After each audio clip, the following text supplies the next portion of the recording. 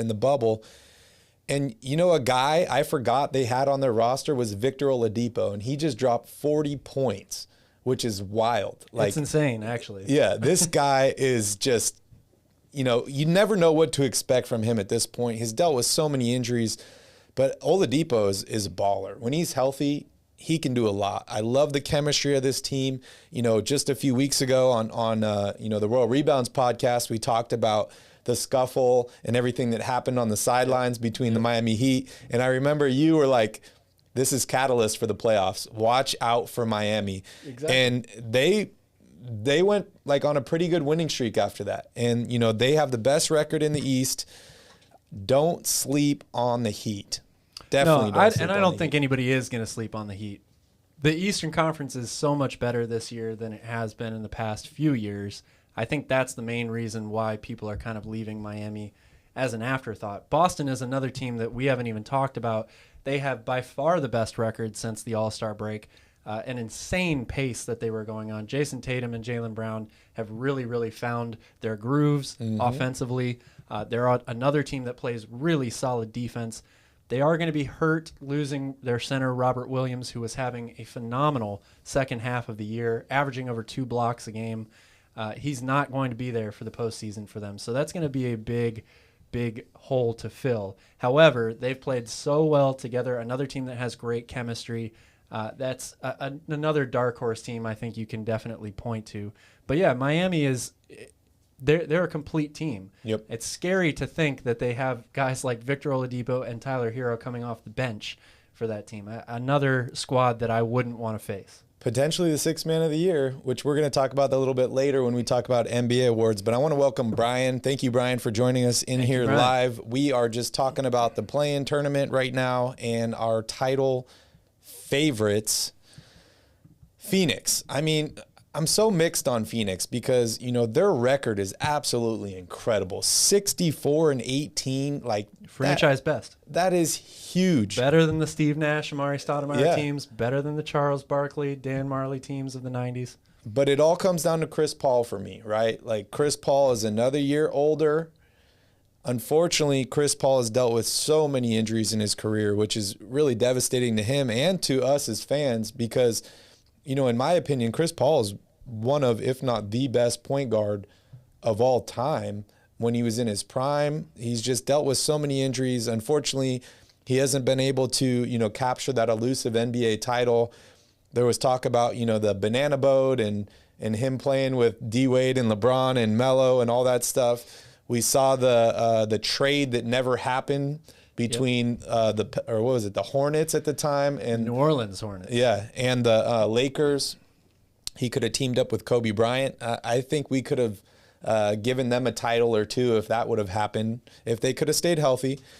However, Phoenix is a great team, and they're led by the coach of the year, in my opinion, Monty Williams. They have a great system.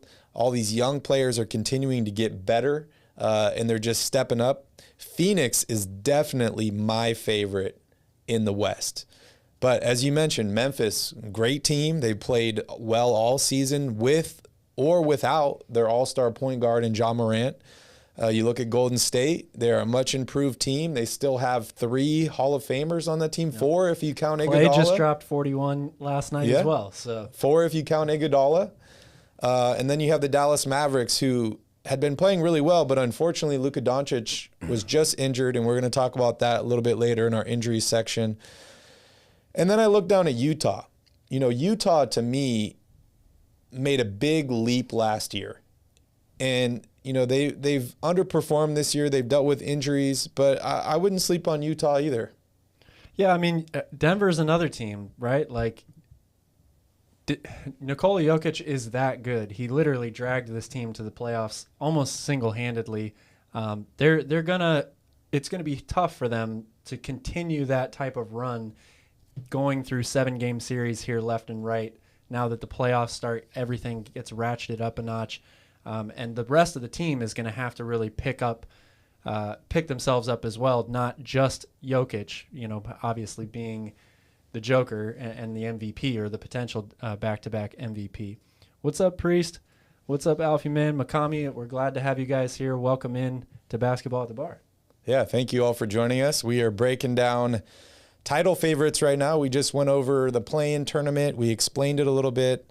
We're just having fun here. We're drinking some Waikiki beer, and I hope you all are having fun as well and getting ready for the NBA playoffs. One more thing I want to add about Phoenix here, just to finish your thought there. I agree with you, and I think most people agree. Chris Paul is definitely the engine that drives that team, right? Like Devin Booker and DeAndre Ayton, and I'll throw Mikal Bridges in there because he's one of my favorite up-and-coming players. Those guys are the future, and they might be the reason why Phoenix will be good for a long time. But the real reason that Phoenix is here now is because of Chris Paul, obviously. Yeah, and Devin that being Booker. said, they're so deep. Cameron Payne is a great backup point guard. They're too deep pretty much at every position, maybe even 3 in some cases. And I am actually going to say here, I think they're good enough to make the finals if Chris Paul is not healthy still. Wow. I really, really believe that. I'm not going to pick them to win the whole thing, but I think they can still come out of the West if Chris Paul is not 100%. Yeah, the West is beaten up, and it's not as good as it has been in recent years. And, the great thing about those teams like Phoenix and Memphis is they've created these systems where if your best player is out and misses some time, they have another guy that they can just kind of fill right in there. Obviously, Cameron Payne is no Chris Paul, but he can do a pretty good job holding up the fort until Chris Paul gets back. Yeah. Him and Jalen Brunson, to me, are the first places I look for top backup point guards in the NBA. How do you feel about the Clippers? Because, we've been hearing little murmurs about potentially Kawhi Leonard could return. Last year or 2 years ago, this team was the favorite, right? Like with Paul George and Kawhi Leonard. Obviously, we don't really know what to expect out of Kawhi Leonard if he does come back. But we just saw Paul George return, and he did not miss a beat. Yeah. So if Kawhi Leonard is back and healthy, does that boost your thoughts on the Clippers and them potentially making a run here, maybe making it to the Western Conference Finals? Well, of course, it boosts my optimism or my overall thoughts about the Clippers. We're talking about one of the top 10 players in the game, right, when fully healthy. The question is, what is he going to look like when he comes back? And for me, the Clippers are talented enough to make a run at the Western Conference Finals. But if I was them, I sure would be willing, or sure would want to win this play-in tournament game definitely. and make sure I avoid the Phoenix Suns in the first round. You're going up against the defending Western Conference champions, a team that is primed and ready to win right now, and you're trying to bet on your number one player coming back from a torn ACL, healthy and ready to contribute. I mean, Paul George is a phenomenal player, and they've got a really solid team around them, a team that just lights it up from three-point range. So, of course, if they get hot and continue to hit shots from outside, they're going to be difficult to deal with. However, I think they have a far better chance of surpassing the Grizzlies in the first round, taking advantage of a team that doesn't have that playoff experience yet, as opposed to trying to battle your way through the defending Western Conference champions. Yeah, I couldn't agree more. They need to win this first game against Minnesota to have any chance to go to the Western Conference Finals, any at all, because I don't see them beating Phoenix in the first round if Chris Paul is out, if DeAndre Ayton is out. Yeah. They would need Devin Booker and maybe another starter to be out for them to even have a chance in that game. Anybody else you want to mention here as a title favorite? I'm not so sure I'm willing to give out that title to any other team here. I mean, there's a lot of teams that are good, right? Philadelphia is a team, maybe the team with the most to prove or the most on the line, and I'm looking directly at James Harden when I say that. Oh, yeah. A guy that's forced his way out of 2 teams now in the last year and a half or so, and has really struggled over the past week or 2 of the regular season. I mean, he put up some really futile numbers there. And Joel Embiid is looking at him saying, come on, man, I need you. If we're going to be Shaq and Kobe, you can't be playing like that anymore. So that's another team that is certainly talented enough to make a run at the trophy, but I'm not ready to pin them as title favorites yet, just because I think there are other teams that really are going to be too much for them in the end. Yeah, if they're going to out east, I don't see any team that matches up with the Milwaukee Bucks. I really don't. Other than Miami? Even Miami, Milwaukee is so big, so long, so quick in the open court. That three-headed monster. Drew Holiday had a really underrated season, I would say. I don't think enough people are talking about the way he played this year, especially when you think about how Middleton performed. This is a guy who is supposed to be the second best player on this team, and he didn't have a bad season. He averaged a little over 20 a game, but he's a guy that's supposed to be entering his prime now with Giannis. The two of them, are supposed to be the pillars of this team. And he struggled with injury problems, and they had a whole COVID thing happen to them early in the year. I don't think he ever really found his form after that. But Drew Holiday has been a phenomenal two-way player, and him and Giannis right now are on another level. So, plus they just got Brook Lopez back. Miami is a really good defensive team, but they don't have a lot of size. Bam is probably going to be taken up most of his time guarding Giannis. And he's not even that big. And he's not nearly as big or as long as Giannis is. He's still capable of defending Giannis, but it's going to be tough for Miami to overcome all that size, I think. Yeah, Drew Holiday is an amazing player. And, you go back to the team that drafted him, and that is the Philadelphia 76ers. It's amazing here. I'm looking at the standings. It's amazing that Philadelphia has the same record as Milwaukee at 51-31, considering their second best player in Ben Simmons didn't want to play, didn't want to be with the team all season long. They traded their starting shooting guard. They traded their starting center. They got a guy in James Harden who hasn't really performed. He started off great. He played well started off great right when he got traded to the team, and then he's kind of dropped off a little bit. Joel Embiid won the scoring title on the last day of the regular season. He's in MVP contention. The only reason they make it past the second round for me is going to be Joel Embiid being an absolute beast. He needs to dominate like Shaq did. And honestly, I disagree with you there. I think Embiid is the reason they're here now, and he's not I'm not looking at him anymore. Everything they do from here on out is on James Harden's shoulders. It really is. You hear that, James? It's time to take off the fat suit and get ready to play again, man, because your team is depending on you. If he underperforms, do they rethink that tandem in the offseason, or is it just way too early? Me personally, it's way too early, but you never know with the NBA, the way things work. I would be shocked if they failed, to make, let's say they get bounced in the first round. I'm not going to pick Toronto right now to beat them. But let's say they get bounced in the first round. I would be really shocked if they decided that they weren't going to try to run it back with Embiid and Harden. After all that, you still have Daryl Morey there. That's James Harden's #1 fan in the entire world. Yep. They're definitely going to bring these guys back for another year. What do you think about the Matisse Thybulle situation? Does that affect them? Because they are playing in Toronto a couple games, and Matisse Thybulle apparently is not eligible to play, which is surprising to me considering he played on December 28th in Toronto. Yeah, it's a very confusing situation. Obviously, Toronto still has some pretty strict vaccination rules. Not just Toronto, the entire country of Canada. But Matisse Thybulle is ruled ineligible for games 3, 4, and 6, if there is a game 6 there, as of right now. But like you said, he just played there not too long ago. So it's a very interesting situation. Is that going to hurt Philadelphia? Of course it is. Matisse Thybulle is probably their best defender. Oh, definitely. And he's been starting for them all season long. Having to remove one of your key, not just rotation players, but a starter who's also your best defender is definitely going to make things more difficult for you.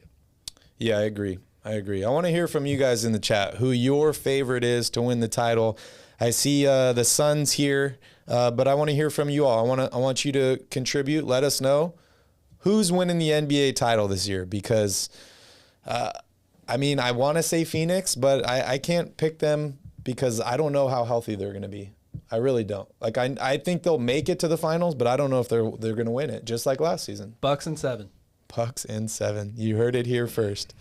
All right, Calvin, since the regular season is officially over, let's talk about some of these awards in the award races. First off, I want to start with the MVP award. I think most people are picking Jokic, the Joker, to win MVP, but there are a bunch of other people that should be considered. Joel Embiid is one of them. If you would have asked us just a few weeks ago, maybe a month ago, Embiid probably would have been leading that. He just won the scoring title. First center to do it since Shaq, I think 01 Shaq. We also have Giannis and a couple other players that I think deserve to be on this list. Luka Doncic, Devin Booker, Jason Tatum, Ja Morant, Trae Young. All very, very productive players that have led their teams to the playoffs. I want to hear your take on MVP. Well, first of all, I think all of those guys that you just mentioned are, like you said, deserving of being in the conversation. To me, it really comes down to just three guys, though: Embiid, Giannis, and Jokic, which is crazy that there's no guards involved in this list at all. Luka Doncic, phenomenal season. Again, I'm not taking anything away from him. Trae Young, first player ever since I think 1973 or something like that to lead the NCAA in scoring, total points scored and total assists as a freshman. Now he does it, total points and total assists in the NBA. First time that's happened in a very, very long time. So they obviously had great years. But it's all about those first three guys for me. I would have picked Joel Embiid as my MVP. Yeah, like you said, if the race was over or you needed to vote a couple of months ago. However, I'm going with Jokic. I think Giannis had a phenomenal season. Embiid did as well. But when you look, first of all, at what this guy did numbers-wise, they blow you away. 27 points a game, 13.8 rebounds, 7.9 assists, 1.5 steals, 1 block a game. He's the first player in NBA history to record over 2,000 points, over 1,000 rebounds, and over 500 assists in a single season. He's also the first player in the last 50 years to be ranked in the top 10 in points, rebounds, assists, and field goal percentage across the NBA. And he basically dragged this team to the playoffs by himself. Giannis and Embiid both play on really, really solid teams where they have more help than Jokic does. Jokic has put up these numbers all year long. He played in 74 games this season. He's my MVP, and I don't think it's that close, actually. Okay. I mean, the major knock on Jokic, if there is any, would be his defense, right? Like his interior defense, protecting the basket, stuff like that. Do you factor that in at all? Because, Joel Embiid winning the scoring title, leading your team for a big part of the season, just like Jokic did, and he's a much better defender. He is a better defender. You're right. I mean, if there is going to be, there's always a knock on everybody, right? Like you have to pick somebody's problems or their areas where they can improve. But I just take... It's a very nice way to say it. I take it from the total context of everything here. He put up these numbers, like I said, all year long, and he had much, much less help on his team, and he avoided the play-in tournament. If you would have told me before the season started that Denver is going to make the playoffs and avoid the play-in tournament without Jamal Murray and pretty much Michael Porter Jr. for the whole season, I would have said that was probably not going to happen. I also thought the West would be a little better than it was this year, but it's incredibly impressive what he has done. And to me, he is the MVP. You heard it here first, guys. Jokic back-to-back MVP awards. You know what that means, Calvin? That means he's going to the finals because the last guy to do back-to-back, Giannis, won the title the very next year. So we will see. All right, let's move on here to Rookie of the Year. Some people, pick Evan Mobley. I've seen Scotty Barnes. I'm a Kings fan, so I like Davion Mitchell, but, I understand the reason he's not on this list. We also have Cade Cunningham and Franz Wagner that have also been playing incredible this season. Who does your vote go to for Rookie of the Year? Well, I want to start by saying that this rookie class really, really impressed me. I think there's a lot of different directions that you could go with this award. This, to me, is the hardest race to pick. Everyone said this was not a deep draft. They were like, oh, this year's draft is not that deep. And that's not what I heard. I heard this draft was very deep from the very beginning. Okay. You've got guys like Davion Mitchell who finished the year on a tear and I think really surprised a lot of people. He actually recorded more assists in his rookie season than Tyrese Halliburton did last season, which I don't think anybody, if you follow the Sacramento Kings, like I know some of these people in the chat do, I don't think anyone would have expected that. So he really, really impressed people. Franz Wagner is another guy who fell off. Injuries kind of derailed the end of his season, but he was playing phenomenally well early on in the year for Orlando. Cade Cunningham, of course. Jalen Green has been a walking bucket all year long in Houston. Problem is Houston's just a horrible, horrible team. But for me, Scotty Barnes is the guy. And I picked him because he was consistent throughout the entire season. He finishes with 15 points a game, 7.5 rebounds, 3.5 assists, 1.1 steals, and nearly a block a game. Those are really great numbers to put up in your rookie season. He also did it on a team that made the playoffs. He's the only person in this group of players that I'm talking about that is on a playoff team. So I give it to Scotty Barnes. He impressed me. He played better than I thought he was going to. I was really surprised that the Raptors even took Scotty Barnes with that pick. I thought Jalen Suggs was the way they were going to go all the way. Barnes turned out to be a really, really perfect move for them. And he backed it up with his play this year. Yeah, good drafting by the Toronto Raptors. They continue to hit on these draft picks. And even guys they don't draft in Fred VanVleet end up playing incredibly well for them. So, Majuri, great job. Absolutely. Great job. All right, let's move on here to the defensive player of the year. I see Rudy Gobert is at the top of this list. We have Marcus Smart, Bam Adebayo, Giannis, Jaren Jackson Jr., and Draymond Green. I'm picking Rudy Gobert. Who's your pick? I like that pick. For me, again, this is another tough one. I think that you can make a really strong case for three of these guys, and that's Rudy Gobert, Bam Adebayo, and Giannis Antetokounmpo. Jaren Jackson Jr. is another guy that for me wasn't even on my radar for Defensive Player of the Year, but when you actually dive into the numbers and you watch him play, he was incredible this season, all over the boards, block shots left and right. And Memphis is a very, very, I don't know if they can be underrated anymore at this point, but they rank tops in the NBA in a lot of these categories. Blocks per game is one of them. The team averages 6.5 blocks a game, and Jaren Jackson Jr. is a huge, huge reason for that. I'm going to go with Giannis, though. Something about the way that he plays, I think the numbers are there. They're not like Rudy Gobert's numbers necessarily, but the way Giannis impacts the game, to me, is a higher level defensively than Rudy Gobert does. He's able to cover more ground. He can guard more positions. He can guard on the perimeter. He's not a guy that just stands under the basket, grabs rebounds, and blocks shots. I know Rudy Gobert would be very upset with me for saying that because in his mind, he's the Defensive Player of the Year again. And I do think that he has a really, really valid case for it. But if I had a vote, it would go to Giannis.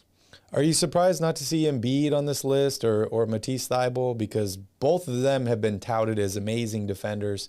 Yeah. Obviously, you can't pick everybody, right? There's only one winner. But I'm a little surprised that I don't see them on this list.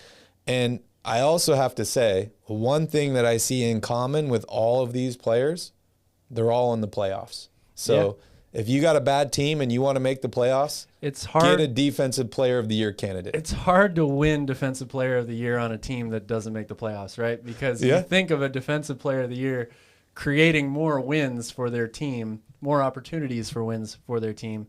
So, yeah, if you have a losing record, you probably don't play defense as well as you need to. All right, moving on here. Next up is Most Improved Player. I know who you're going to pick already, but I want to just mention everybody on this list. Darius Garland, Desmond Bane, Ja Morant, Tyrese Maxey, Jordan Poole, DeJounte Murray, and Anthony Edwards. All of these guys have had very, very productive seasons. I've had a lot of fun watching these guys. But Calvin, who is your pick for Most Improved Player? All of those guys have had very good seasons, and it illustrates how great of a situation the NBA is in, right? These guys are all super young. They're really improving at a rapid rate. The NBA is in good hands. There's a lot of amazing, young, talented players here, and very, very young players too. But for me, this is a case-closed pick. It's Ja Morant. I mean, the guy is in the MVP conversation. He's not probably going to win that one, but I don't see how you can argue with him being most improved. His numbers last year, 19 points a game, 4 rebounds, 7 assists, 1 steal. This year, 27 points a game, 6 rebounds, almost 7 assists, over 1 steal a game.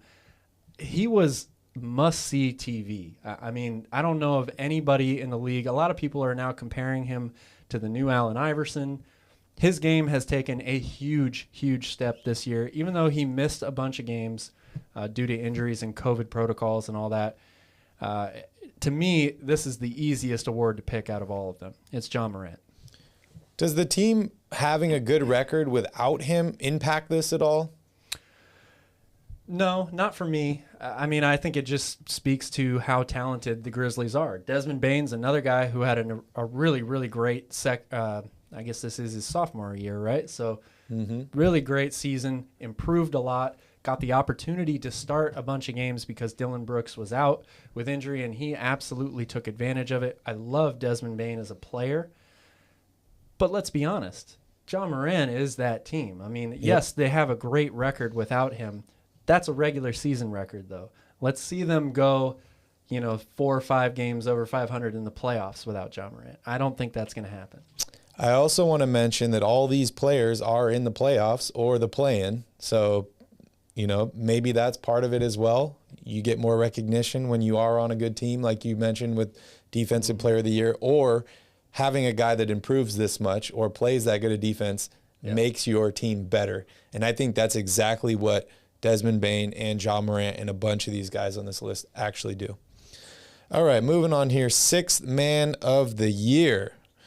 We have Tyler Hero, Kevin Love, Montrezl Harrell, Jordan Clarkson, Cameron Payne, and Bogdan Bogdanovic.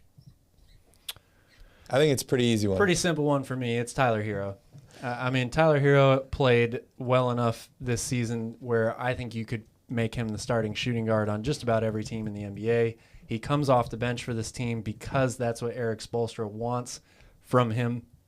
The guy has really bounced back from the downward or slump of a season he had coming off their NBA final bubble run a couple of years ago. Last year, maybe he was a little fatigued and didn't quite have it all season. This year, he's been lights out, and it's no contest for me. Tyler Hero is 6th man.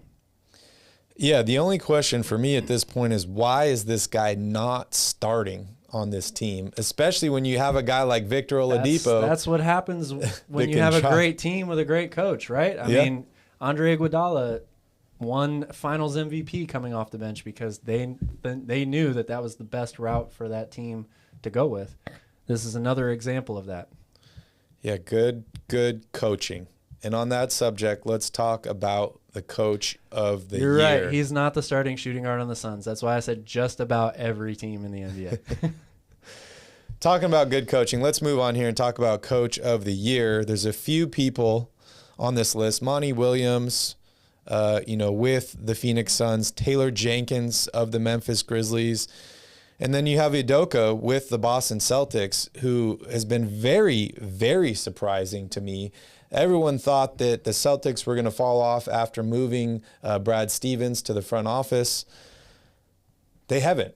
They've actually improved, and they've got better. They're the 2nd seed in the Eastern Conference right now. I know Milwaukee laid down on that last game because they didn't want that seed. But coach of the year, is it Monty Williams hands down? No, not to me. Sorry to all you Suns fans out there.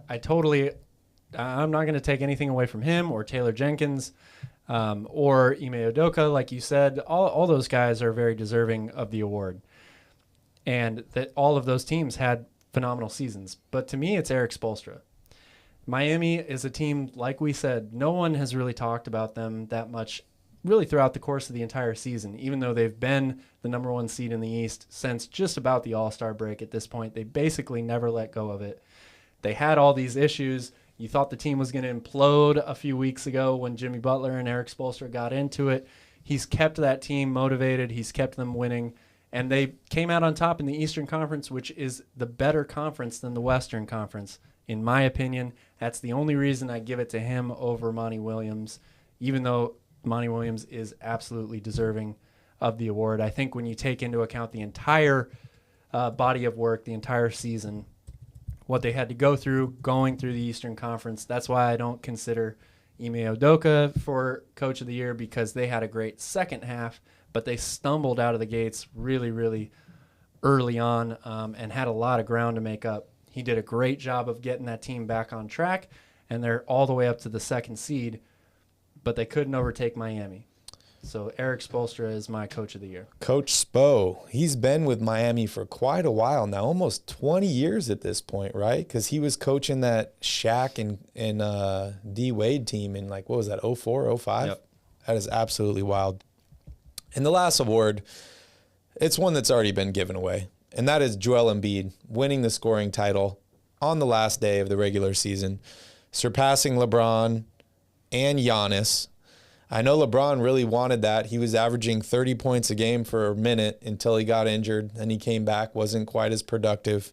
Any thoughts on winning the scoring title and being the first center to do it since Shaq?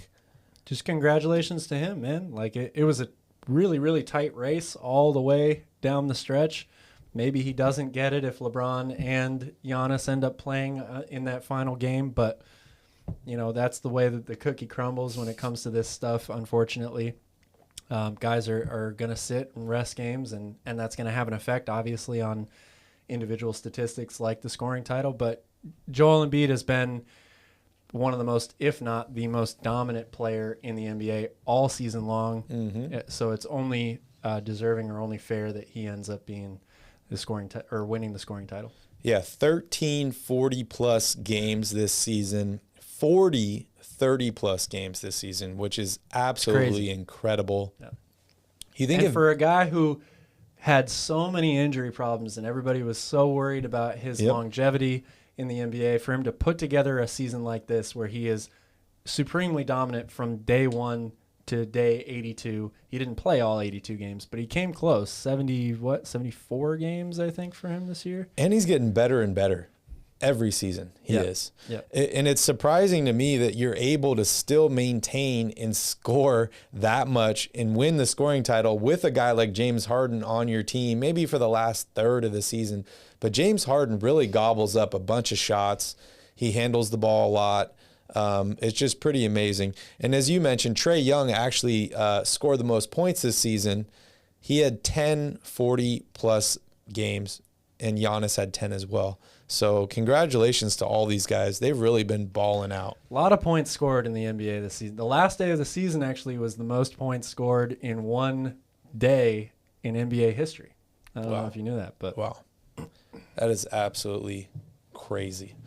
All right, moving on here. Let's talk about some injury news as we are heading into the playoff tournament or the play-in tournament, and then the playoffs start on Saturday.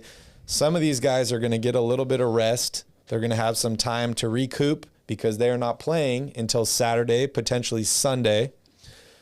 Luka gets injured yesterday. Yep. Last game of the season for him. Many people, would be like, why is Luka even out there at this point? He had an MRI today. It's a left calf strain. He's out indefinitely, meaning they don't want to give a timetable to rush him. I do think he will be back. I'm just not sure exactly when. Any thoughts on Luka's injury, whether it was the right decision to keep him out there on the court, and how this could affect the Mavericks going into the playoffs? Well, in terms of it being the right decision, they hadn't locked up the 4 seed yet. So, when you think about it from that perspective, it's the difference between hosting a playoff series and being on the road. Your opponent's not going to change, but that home court advantage is important, without a doubt. And everybody has their own opinions about whether or not guys should sit games or play games towards the end of the year. In my opinion, if you're healthy and your team is going, your team hasn't already locked up home field or home court advantage, something like that, I don't have any problem with these guys playing. So that being said, this is the one guy that probably can't afford to get injured for his team. I mean, if Luka's not available, I don't know how much of a chance that they've got in any playoff series. They've been a really underrated team, especially defensively, but Luka does so much for them. I mean, there's probably not one individual player that does more for their team than Luka Doncic does. So this is a big, big deal for them. If he's going to miss 2 or even 3 games, I don't know how much of a chance they have. Yeah. What's up, Phoenix? Good to see you here in the chat. Don't forget to hit that like button and subscribe to the channel. This is Basketball at the Bar. We're covering all NBA coverage through the playoffs. We're going to have a video every single day, Monday through Friday, so make sure you join in for that. Right now, we're just talking about injuries. We talked about the awards, the play-in tournament, all that, and then we're going to wrap up the show with Q&A. So if you have any specific things that you want us to cover, just stay tuned till then, post it in the chat, and we'd love to interact with you and answer any questions or just kind of debate and talk about whatever you are interested in. All right, moving on here, Calvin. Next injury concern would be John Collins with the Atlanta Hawks. He's dealing with it says a finger-foot injury. Yeah. Is that a toe? Is that a toe injury? I think that's the new hand, foot, and mouth disease. John Collins has been a very, very productive player for Atlanta, but it seems to be a roller coaster ride for him, right? Some days he's extremely happy. Other days he's not happy with the team in his role. It's disappointing for them that he's listed as out because they are fighting for a play-in spot, and they play on Wednesday at home against Charlotte. I got to hear your thoughts on this because, if they lose this game, they're out. Yeah. I mean, it's obviously it's going to hurt them. He's one of their better players and one of their starters. They still have a good shot at winning this game without him, I would say. Just because Charlotte is one of the worst defensive teams in the league. And if Charlotte struggles to score for any period of time, they usually get left in the dust. However, you can also say that for Atlanta. They have a tendency to play down to their competition this year.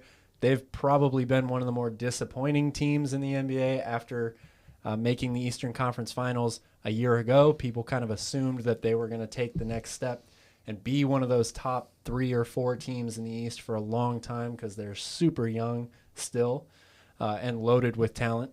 But there's a reason why both these teams are in this play-in game. It's because they love to run up and down and score, but they don't stop very many people. So this game's all going to come down to who's on for that particular day and how many stops can you get. The turnover battle is going to be incredibly important to watch. I think Atlanta still has a pretty strong chance to advance in this game even without John Collins. I don't know how much of a chance they would have if he were to miss a lot of time in a 7-game series, though. This is going to be a really exciting game. Talk about high scoring, lots of shooting. Yeah, I mean, this game could be like 138 to 135. It really, really could. You got a guess on the over-under in this game? Oh, take the over all the way on this game. All the way over. Oh, that's funny. All right, next up, we're talking about Matisse Thybulle here. I know this is not an injury, but players have been listed on the injury report due to stuff like this. Apparently, he's not fully vaccinated yet. Or at all. I'm not really sure, but he will be missing games in Toronto due to their mandate. I know they have home court advantage in the playoffs at this point. So as long as they can take care of their business at home, this shouldn't really affect them too much. But I want to hear your thoughts on Matisse Thybulle. Obviously, he's really big in what they do. They brought in James Harden, but they gave up a ton of guys to get him, right? Like in Seth Curry, Drummond. They don't really have many players left on this team that can afford to miss games. Yeah. So I just want to hear your overall thoughts on Matisse Thybulle missing 2, potentially 3 games in Toronto. Well, as I said before, when we were talking about this briefly, it's going to hurt them for sure. He's their best defender. Toronto is not, one of the highest scoring teams in the NBA, but Matisse is a very important player to this team. His vaccination status, I'm seeing here, he's half vaxxed, so I guess that's why he was able to play a few weeks ago maybe, but it's December. Like not a few weeks ago, months ago. Now the fact of the matter is that he's not fully vaccinated, so he can't play, and that's going to hurt them. Yes, they have home court advantage, but you win playoff series on the road. Yep. That's where you really, really take full control of a playoff series, is getting victories on the road. So not having him is going to be a problem for them, especially if James Harden comes out and struggles to shoot and score efficiently. Yeah, and you know, the two games at home, 2 games on the road, it gets really interesting, right? Because you could win 2 games at home with Matisse Thybulle and say, we took hold of this series and we're in the driver's seat. Then you go to Toronto, you're missing your best wing defender, who lose 2 games, and you're basically like struggling to stay afloat, because if you lose that 5th game at home, they could go back home and close it out on you without your best wing defender. So it's a really slippery slope. Unfortunately, he's not going to be able to play, but Joel Embiid's got to pick it up. James Harden's got to pick it up. And Doc Rivers, he's got to do something. Yeah, Doc Rivers has got to do something. Don't forget about Tyrese Maxey, man. He's another one of my favorite young players in the league right now. Had a really, really solid season. He's a guy that can definitely pick up the slack for them, both on offense and on defense. Mm-hmm. Yeah, Tyrese Maxey's incredible player too. All right, let's talk about the news of the day. Alvin Gentry has been relieved of coaching duties with the Sacramento Kings. I could have told you this a month ago that this was going to happen, but the Kings are officially starting their coaching search, and it could potentially end in another ex-Lakers head coach in Frank Vogel, as he has been fired today as well. I don't know if you saw the interview with him yesterday post-game, but I saw it. Absolutely hilarious, and not a way to treat a guy that won you a championship. But it is a team that has missed the playoffs 7 out of the last 9 seasons. Calvin, it makes me feel pretty good to see the Lakers in dysfunction. It really does. Oh, yeah, of course it does. But I want to hear your thoughts on Alvin Gentry, Frank Vogel. What's going to happen with these two? I heard potentially that Gentry could move up to the front office in Sacramento, but still yet to be told. Yeah, I mean, as far as Alvin Gentry is concerned, look, he was dealt a difficult situation in Sacramento, having to take over, early on in the season for Luke Walton, for a team that was already struggling, a team that really wasn't good enough talent-wise. Then they go through a huge trade deadline where they trade out a bunch of players, bring in 6 brand new ones.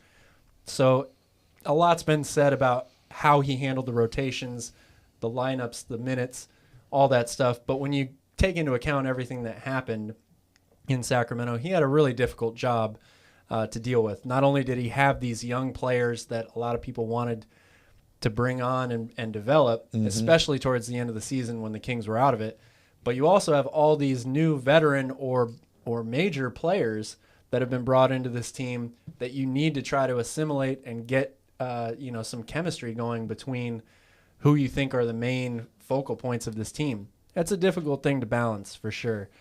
He's been coaching for a long, long time. He's been with a bunch of different organizations. I certainly wouldn't be surprised to see him get offered another coaching job. I would be surprised to see a head coaching job at this point, but certainly an assistant job somewhere. Like you said, it's up to him, I think, at this point to decide what he wants to do next with his career. Maybe it's time to take the Bruce Arians route and move into the front office and step away from the bench. As far as Frank Vogel's concerned, again, a disappointing season. I don't think it's entirely his fault. He's going to take a lot of the blame for it because that's what coaches do. Mm-hmm. I do expect him to get another head coaching job, though. I think he is. He's only a couple years removed from winning a title. He's considered to be a premier defensive coach in the NBA. I think there will definitely be a team that takes a chance on him somewhere. Yeah, I agree. I feel bad for Frank because, he was put in a tough position just like Alvin Gentry. Obviously, it's a much different circumstance. But then you take a step back and you look at this and you say, coaches really only leave teams in the NBA when they are fired, right? Like every coach gets fired, even good coaches. I mean, you couldn't say that for Eric Spoelstra or like Greg Popovich. Steve sure, Kerr. some people ride out into the sunset. Yeah, but the most part, you take 95%, maybe even 99% of all the coaches in the NBA, they move around all the time. They get fired. That's just how it goes. And it doesn't always fall on the coach. As he said in his interview, I didn't bring those players to this team. I didn't construct this roster, you know. But he is the one that was supposed to make it work with those players. He was. I think that Frank Vogel will have a coaching job next season. Not sure if it will be head coach right away, but I think he will have a coaching job next season. And I wouldn't be surprised if it was a head coaching job. I expect him to be a head coach in the NBA again. I couldn't say the same thing for Alvin Gentry. I agree. Maybe, like you said, assistant coaching job. Maybe he moves into the front office with Sacramento, which I don't even know how many people are actually in the front office with Sacramento advisor now. To the advisor. Yeah, all these guys here. But unfortunate for both of those guys, but both teams underperformed this season. It's time for them to move on, get a fresh face, and help these players and these teams achieve next season what they really want to do, right? Absolutely. All right, that was a lot. So we touched on special dates. You explained the play-in tournament. We went through some matchup breakdowns. As you guys know, the Eastern Conference, we have the Cavs and the Nets face off tomorrow, Tuesday. The Clippers and the Timberwolves for the Western Conference also face off tomorrow. And then we have the Hornets at the Hawks and the Spurs at the Pelicans on Wednesday. If you guys are interested in how the play-in tournament actually works, just rewind this video. We're also going to be taking some clips out and posting those as well, where Calvin explains the play-in tournament and how it all works. We went over our title favorites, some NBA awards. We went over injuries. And now, Calvin, I think it is time for Q&A before we wrap up the show. First question, I see Phoenix here in the chat. How do you think Philly survives the non-Embiid minutes with how they've been slaughtered in those minutes over the course of the season, even with Harden still on the floor? Yeah, like this question is alluding to, that not very well. I mean, he's been everything for this team all year long. It's the reason why he won the scoring title and why he's been in everybody's MVP front runner list. So that is the biggest question, and I'm not sure how they do it. They traded away Andre Drummond, so they don't have a lot of depth anymore at the center position. It's going to be difficult. He's going to have to play a bunch of minutes here in this postseason. I think he's probably going to have to play more and more every round they advance if they're lucky enough to.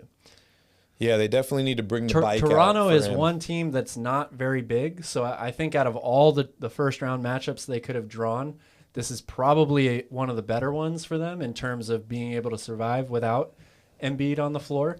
But if you're playing in Toronto and you don't have Matisse Thybulle to throw on Siakam or somebody else in that situation, and then you have to take Embiid out of the game, that's going to be a big hole to overcome for them. And again, more reason why there is so much pressure on James Harden here for these playoffs. Joel Embiid is absolutely going to dominate the Raptors inside. Like, he's going to be able to get anything he wants, but how often can he do that and how much can he get is really going to be the key, because he's going to be sitting on the bench watching whatever lead they have start to dwindle, and him and Doc Rivers are going to be looking at each other like, okay, can we afford to go down 6 here? Can we afford to go down double digits? Embiid needs some rest. It's going to be a balancing act for them. But I expect them to advance past the first round. Do you agree? I'm picking them to beat Toronto. Yeah. Yeah. I will. Yeah, it's going to be tough, but I think they can make it happen. And, hey, if James Harden can be James Harden, they'll be just fine. It changes everything. Yeah, they'll be just fine. Time to take off the fat suit, James. Is Gentry actually getting a front office job for the Kings? Who knows? Who knows? I mean, maybe he gets a front office job with another organization. I don't know. Yeah, I mean, I saw the reports today about it. For me, it's just like, why? Playoffs are way different, Phoenix. For me, it's just like, why? Different. Like, why would you bring Gentry to the front office would be my question, right? Like, if Monty wants him in the front office be my guest. Bring him up there. But Monty should be in charge of this front office. He should be bringing in guys that he wants. I think like Phil Jabor's there. He's got Wes Wilcox. He brought another dude from Oklahoma City. Can't remember the dude's name. And then they have special advisors and all these other guys. I just read an article a few days ago talking about how the Kings missed out on all these opportunities by having too many people in the front office and ownership that they had to pass decisions through and get approval. Mm-hmm. I love Alvin. I'd love him to be a part of this Kings team. I just don't know what he would bring to the front office, honestly. Yeah. They will triple team Embiid and let role players beat them. I don't think you can triple team Embiid with James Harden on the court. Well, that's a very good point. You're taking a very big risk triple teaming him with James Harden on the court. But also, what I would say to that is, number one, Embiid's probably one of the only players in the league that could actually beat a triple team, first of all. And second of all, I'm not saying that he will do that on every play, but second of all, Embiid's all-around game, his ability to score from anywhere on the floor, 3 levels, that gives Doc Rivers the ability to move him around, put him in different spots on the court, which makes double teaming and triple teaming him way, way more difficult. Now, obviously, you don't want Joel Embiid to spend the entirety of the game at the three-point line. That's one of the biggest criticisms of him in the past. But I think Doc Rivers realizes that, and like I said, I think that they will move him around the court, place him in different spots, which is going to make that double team or triple team or whatever it is more difficult. The Joker is the same way. The difference between those two, obviously, is he's the best passing big man in the league. Mm-hmm. So double teaming him is very, very it's a huge, huge risk, right? Embiid's not a bad passer. He's not and a you're bad not going to be able passer to triple team him at the three-point line. Like, that's just not going to work. If you're Toronto and you don't double team with somebody that has a ton of size, your double team has to be so perfect. Otherwise, he's just going to bowl right through you and put up a layup, or he's going to dunk over 2 people. Yeah.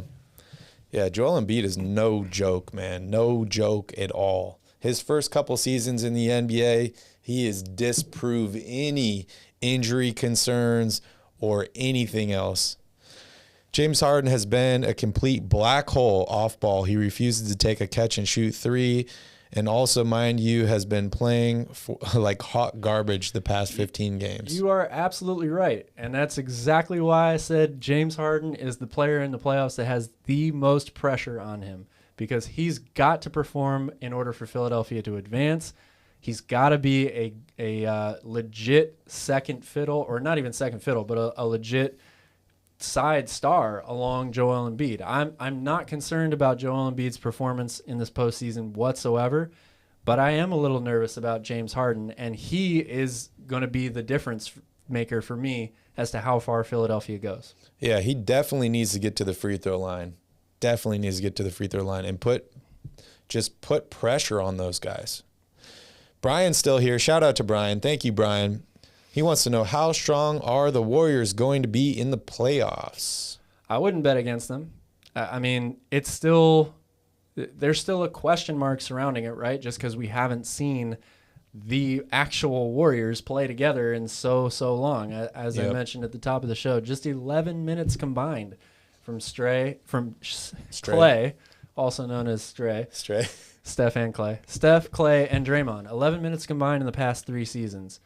That being said, if these guys are at full strength, we know it's not going to take them very long to get on the same page. They've been playing together forever. They all have a really, really great, unique relationship with each other. The thing for me is, how good are the role players going to be for them? Jordan Poole had an incredible season this year. He really exploded onto the scene. He's going to go back into the bench here for this postseason. Mm-hmm. If he still plays at the same level that he played throughout the regular season, particularly when I almost said Stray again, when Clay wasn't there, that makes them a very, very dangerous team. Not to mention, they've got other young guys in waiting here. What's Jonathan Kuminga going to look like in this postseason? He is a huge, huge up-and-coming star for me. So I certainly wouldn't bet against Golden State, and I wouldn't be surprised to see them make a run all the way to the Western Conference Finals, maybe even the NBA Finals. Yeah, they talk about a lot of these teams where they have a switch, right, that they turn on. Maybe it's the last 10 games of the regular season. Sometimes they wait until, a few games into the playoffs to turn this switch on. I think the Warriors are definitely one of these teams that has that switch just because, as Calvin mentioned, they have played together, maybe not this season, but those guys have played together a ton in the past. They've had a lot of success in the playoffs. They've won titles together. They brought back Iguodala. Unfortunately, James Wiseman's out for the rest of the season, but he hasn't really brought what they wanted from him. Curry's still dealing with the foot injury. They said he's going to be reevaluated in a week and see if he can give it a go. I do think with the emergence of Jordan Poole, dude has been playing incredible, that they'll be okay in the first round, maybe the second round without Steph Curry.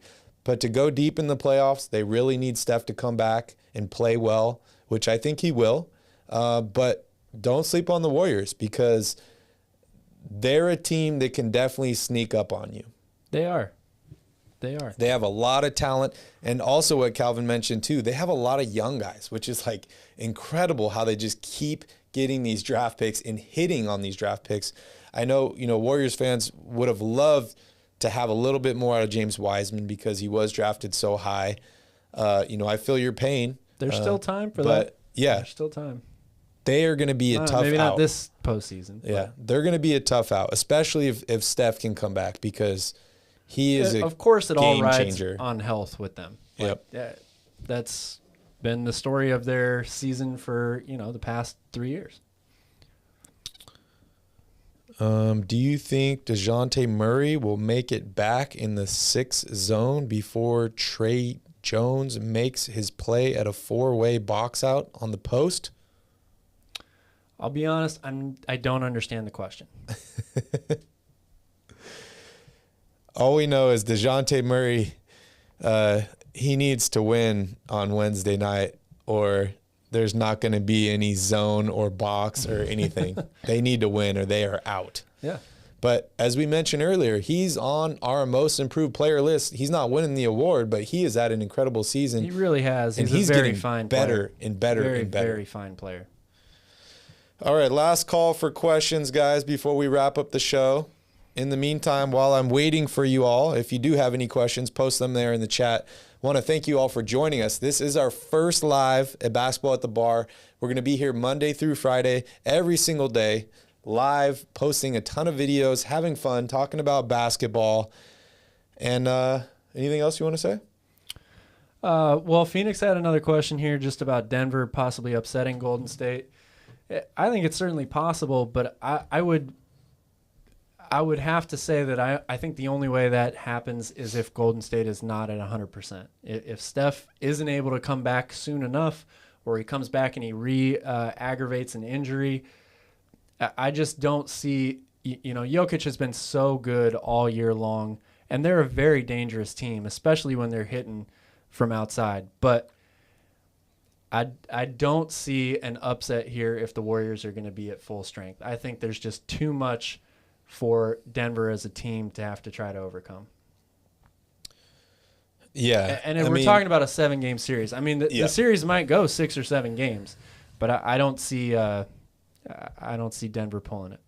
Yeah, I was just going to mention Golden that State too. Is healthy enough. Jokic is a great player in terms of like the fact that he can win them probably 2 games like himself, but in terms of a 7-game series, like one player like that is not going to make that much of a difference. Yeah. And that's another the regular season series, Denver won I think 3 out of 4 games against them. Yeah. But the playoffs are a different animal. Yeah, they are much different. Did you see KOC's All-NBA team? If so, thoughts? I did not actually see those. I think I have the Hoops Hype All-NBA team here. Doncic, Booker, and Antetokounmpo, Embiid, and Jokic. That's an amazing team. It's pretty wild to see. The All-NBA teams are so hard to pick. It's just crazy not to see a LeBron on here or a Harden or a Durant or an Irving. Yeah. Well, I It's mean, pretty those wild. guys will be there. They'll just be on the second and third teams. Yeah, so second team, we got Trae Young, John Morant, Kevin Durant, Jason Tatum, Karl Anthony Towns. All-NBA third team, Chris Paul, Steph Curry, LeBron James, DeMar DeRozan, Rudy Gobert. You know, that's really surprising to me that LeBron drops all the way to third team, because I thought LeBron had a very underrated season dealing with all the injuries with that team. He has been playing great. He has, but the team has not had the same results, right? Yep. So that's probably, unfortunately for him, getting weighted in these decisions. Yep, it is. It is. Sorry, dudes. Love your ponytails. Thank you, Green Sun. I don't know if they're called ponytails, but thank you. Appreciate it. I put a lot of effort into growing this hair. Why do the Jazz look bad this season? Injuries. Yeah, I mean, I think it's a few reasons. Injuries definitely being one of them. Jordan Clarkson has been inconsistent, I would say, or more inconsistent than he has in the past couple of seasons, like his Sixth Man of the Year award-winning season. And then there's this big, question mark hanging over the team about Donovan Mitchell and Rudy Gobert, and do they want to play together? Does one of them want out? I think that, I don't know how much of an effect that has on the team, but I think over time, the more you hear it, and the more times that you get into the postseason and fail, like this team was the number 1 seed in the playoffs, and they have very little to show for that. And their coach is on the hot seat now, too. Coach is on the hot seat, too. They're also not shooting the ball. They still shoot it really, really well from outside. But last year, they were by far and away the best three-point shooting team in the league. And this year, they're a top 10 team, but they're not at the same level. Yep. And the three-point shot is so much a part of what they do on offense. Mm-hmm. What's up, Key Kings? Good to see you here. We are just wrapping up the show with questions and answers. So if you have any questions or anything you want us to chat about, just drop it there in the chat, and we'd love to interact with you guys before we take off.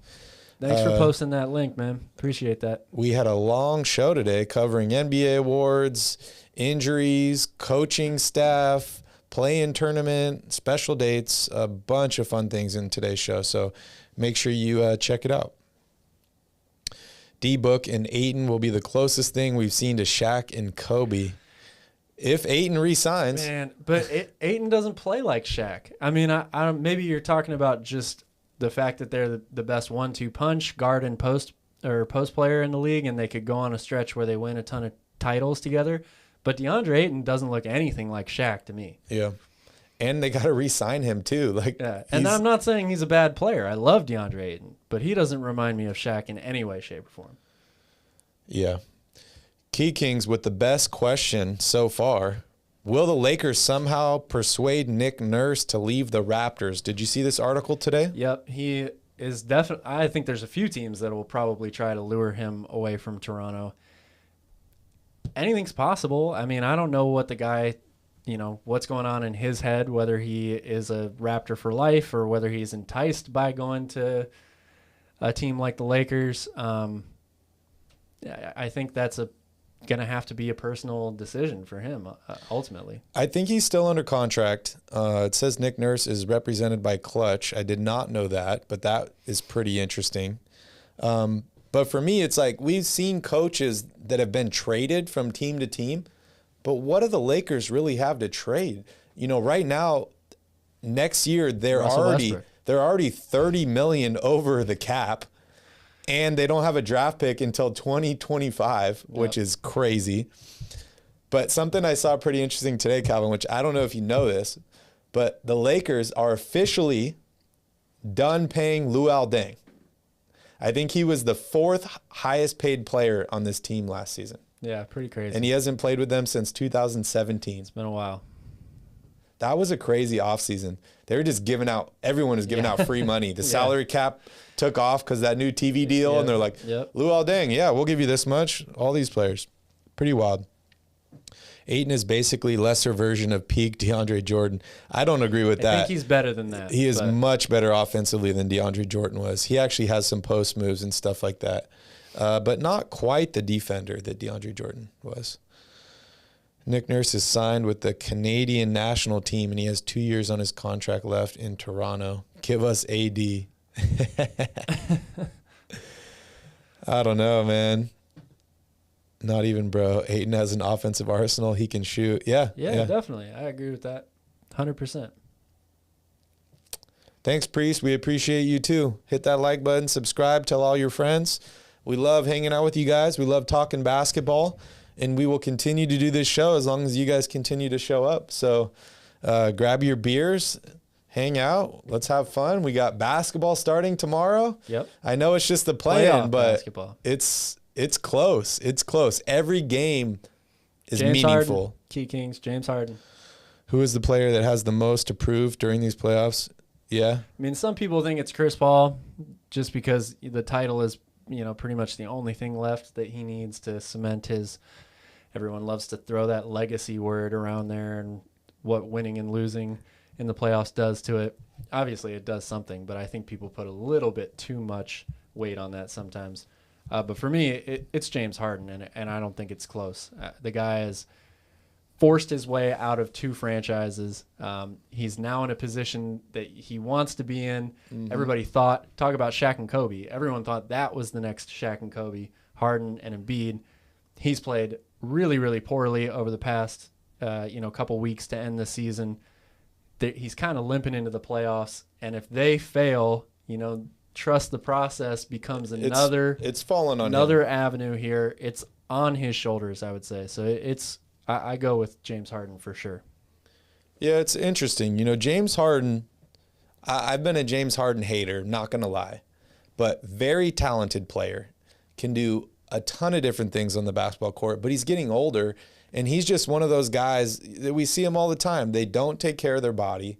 They don't pace themselves, and your body just starts to break down, and you just can't do the same things that you can. That's one thing that I find so amazing about LeBron James is that even when LeBron was like 25 years old, he understood that he had a window. He understood that his body was not going to be like that forever. He started paying $1 million a year to take care of his body. I remember a quote from him when he left when he left Cleveland the first time to go to Miami. They asked what his reasoning was. He said, I didn't want to be 30 years old with bad knees and no rings. So that is one thing that I think James Harden hasn't understood yet, is that he is not invincible, and he's not going to have this opportunity forever, and he needs to cherish it when he has, because for me, he has not done that his entire NBA career. He's been given all-stars. Chris Paul, he played with Durant and those other guys early on. But Dwight Howard, another guy that he's been paired with, and he's had all these opportunities. He had one of the best GMs in the league surrounding him with talent every single year, and he just couldn't get over that hump, right? Yeah. And now he's in what most people would say is a great situation, an opportunity to create the next Shaq and Kobe, and he's just doesn't seem to be all in. Yeah, it's hard. Which is interesting, because when he was in Brooklyn, the reports we're hearing is he wanted out because Kyrie Irving wasn't all in. Right. So here's a question for you, Calvin. If Ben Simmons is able to return, is he just free rolling at this point, or does he have something to prove as well? Because he forced his way out. Ben Simmons definitely has something to prove. But whether he comes back in the playoffs or he comes back next season, he's for sure got something to prove. Definitely a convo between Harden, CP3, and Gobert. I think for most to prove. Oh, okay. Okay. Yeah, Gobert's got some stuff to prove too. I just still see him as such a limited guy. He's so limited. When you get to the playoffs, everybody has something to prove, right? Yeah. Like, that's it comes with the territory. Now, I agree. Some of these guys have more pressure on their shoulders than others. And to me, I look at James Harden above any of them. Chris Paul, to me, like, in my personal opinion, that guy doesn't have anything to prove. He's, as you mentioned, he's one of the 3 or 4 best point guards of all time already, even without a title. A ring, obviously, is the final piece to complete his legacy, his resume, all that stuff. But at the end of the day, a title is a team accomplishment for me. Yeah. So when it comes to individual greatness, Chris Paul's already great, even if they don't win this title. And, like, there's nothing you could knock about Chris Paul's game. Like, you could say he hasn't been healthy and he's had issues with health, but, like, is that really his fault? He hasn't treated his body like trash like James Harden. He has taken care of himself. But as far as, like, the effort that he gives on the court, he's got nothing to prove because he has the work ethic. He has the desire. He has everything. He just needs to stay healthy. And, you know, people forget, like, he's older than a lot of these other guys in the league right now. So it's unfortunate. I hope he can come back. And I'm excited to see the finals. I hope Phoenix does make it to the finals because just to see Chris Paul on that stage again, I think he's going to do great things. Yeah, I definitely am rooting for him, for sure. Gobert has nothing to prove in the playoffs. His perimeter defense around him is garbage. Very true. Very, very true. Yeah, I feel like Gobert is such a limited player. He's a specialist, which, I mean, are needed, but yeah, I'd say Donovan Mitchell's got more to prove than Rudy Gobert, but that's just me because I feel like Donovan Mitchell is that team. When I think of the Utah Jazz, you know, Gobert is definitely an amazing player. But what about Mike Conley? I mean, that's a guy that they brought in expecting to be the final piece to their big three, the guy that was going to help take this team over the top. He's played well for them, but I'm not sure that he's exceeded expectations or is playing up to the level that and he was the highest paid player player in basketball for a moment. Yeah. When he signed that big deal, he was the highest paid player. And, you know, he had a lot of good years in Memphis, but what has he done for me now, right? That's what everyone likes to think. What has he done for me recently? All right, guys, we are going to wrap up the show. Thank you guys so much. We appreciate you all joining us for our very, very first live stream here at Basketball on the Bar. Make sure you guys all subscribe. Make sure you hit that like button. We will be scheduling the live stream for tomorrow right after we go offline here, but it will be at the same time. I'm not sure what time zone you are in, but we will be starting at 5:30 p.m. Hawaii Standard Time, and we will be covering tomorrow's games. We're going to be talking about the plan. We're going to be talking about injuries, any other NBA news that happens here, and make sure you guys join us. Anything else you'd like to say, Cal? Thanks for being a part of our first show. We really, really appreciate all you guys tuning in, and it's only going to get better from here. We got lots of really, really good games to cover and to watch. Yeah, thank you guys so much. Have a wonderful evening, and we'll see you all tomorrow.